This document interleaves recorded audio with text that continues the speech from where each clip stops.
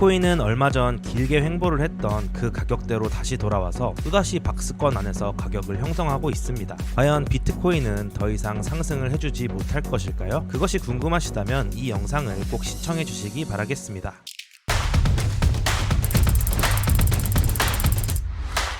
네, 반갑습니다. 차돈남입니다. 비트코인은 또다시 이 박스권 안으로 들어와서 위든 아래든 시세 분출을 해주지 못하는 답답한 모습을 보여주고 있는 상황인데요. 정말 많은 분들이 힘들고 지치실 것 같아요. 자, 그렇지만 제 직전 영상을 참고하셨던 분들은 그래도 조금 웃을 수 있는 주말이 되지 않았을까 생각해 봅니다. 지난 영상에서 저는 반등 이후에 또다시 하락을 하지 않을까 분석을 했었고, 반등이 어디까지 나올지는 모르기 때문에 롱으로 접근하기보다는 오름숏 관점으로 대응하겠다고 말씀드렸습니다.